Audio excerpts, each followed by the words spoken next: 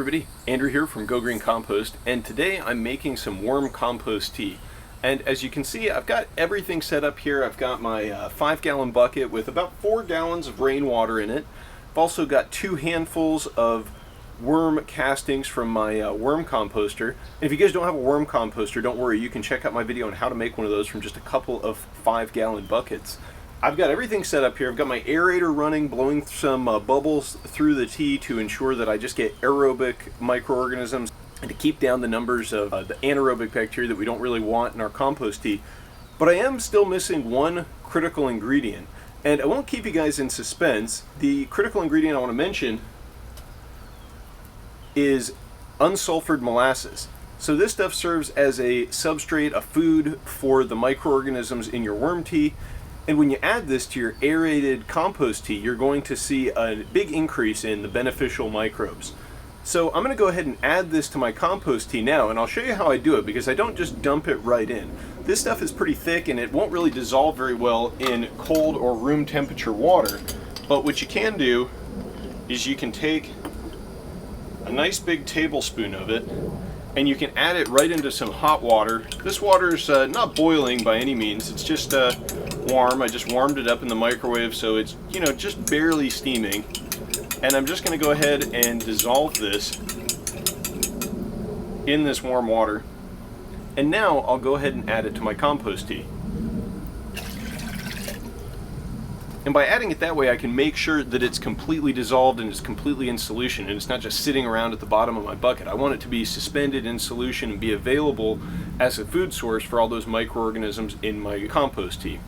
If you guys haven't seen all the steps for making compost tea, and I explain them in a little more detail, I did do a video about that, just how to make worm compost tea. I did use the molasses in that video as a substrate, and I got some feedback saying that basically molasses is an ingredient that will contribute to the growth of bacteria in your compost tea, but not fungi. And it seems like there's a lot of conflicting information out there about this. I would say that sugary substrates like molasses, bacteria definitely do like them, and fungi have an advantage breaking down woodier things, more complex things. They just have access to more enzymes and stuff like that to break down harder stuff. But the blackstripe molasses, fungi do like it. I'm getting that information from Tim Wilson over at microbeorganics.com. And Tim is definitely an expert on all things compost and compost tea. If you go over to microbeorganics.com, it's a great resource. It's just jam-packed full of useful information for anybody who's learning more about compost or making compost tea. Most of his information is based on actual observation and microscopy that he's done.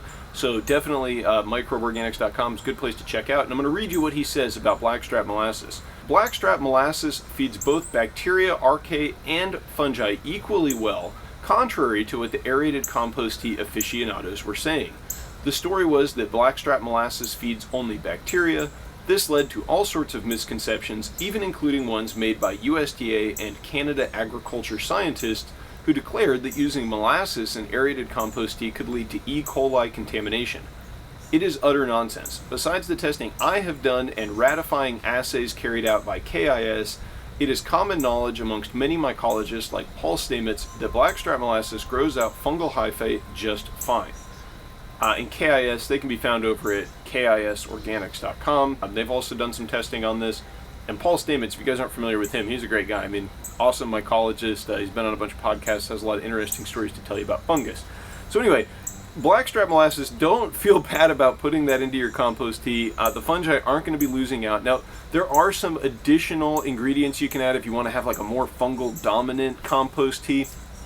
And for anybody who's interested in learning more about all the various types of compost tea you can brew and the microorganisms in your soil, this is a great book, Teeming with Microbes. I read this pretty recently. I think I'm about to give it another read through because I picked up so much good information on the first read through. I'm sure I missed some stuff. This book is really chock full of information about the soil food web and about making compost and organic gardening, a really good primer on it. And I'm a pretty novice gardener. I've been at it for maybe a couple years, and I found that this was really an easy read and just chock full of actionable, applicable information, lots of good stuff for anybody who's interested in organic gardening or permaculture, any of that stuff.